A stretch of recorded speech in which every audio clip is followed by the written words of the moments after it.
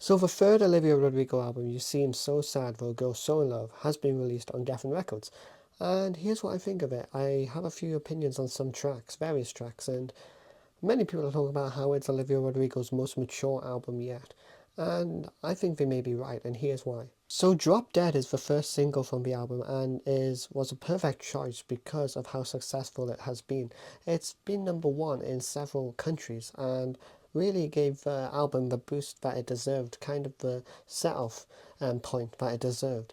The single led many people to fall in love with the eventual prospect of listening to this album and falling in love with Olivia Rodrigo, whether they'd listened to her two previous albums and enjoyed them, or whether they were a skeptic that weren't too sure about what the album had to offer and what Olivia Rodrigo had to offer. It's very synth heavy with a catchy chorus, and the lyrics are what I think many people talk about when they say this is the most mature album Olivia Rodrigo has released yet, as we get this kind of exploration of adult ideas and concepts, which are more prominent than her two previous albums, which seem to um, appeal more to a younger audience.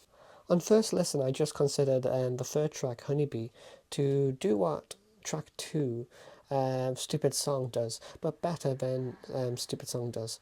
And my opinion kind of changed on more listens as I thought to myself, these are kind of equivalent tracks, even though they are very similar in instrumentation and theme.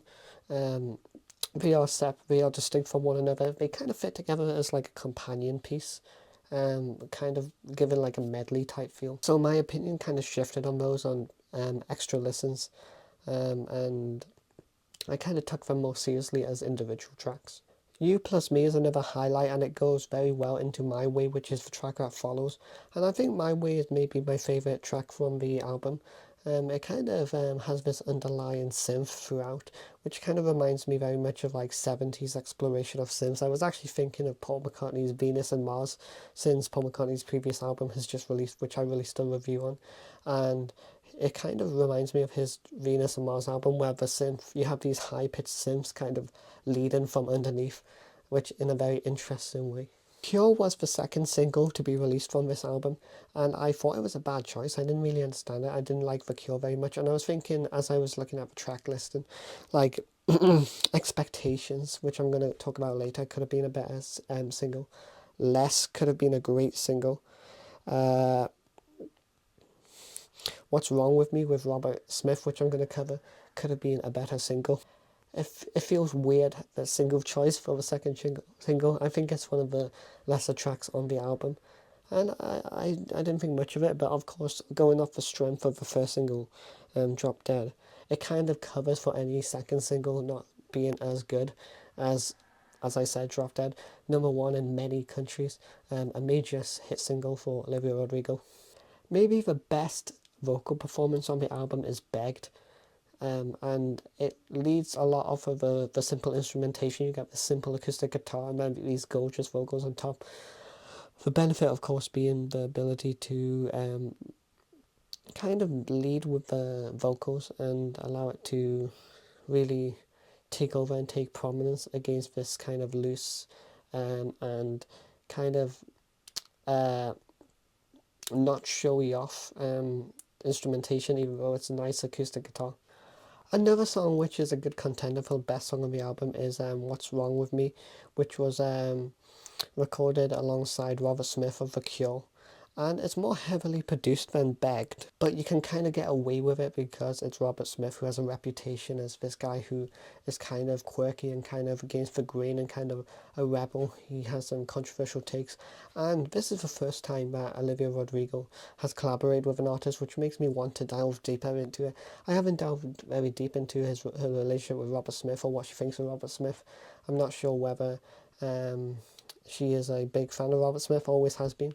Well, I'd be interested in finding out and probably will. Less is another contender for like the best song on the album, the best vocal performance. It's gorgeous vocals, and against that loose kind of, as I said, melancholic piano, it kind of it does what Beg does, where it's this great vocal performance and minimalization,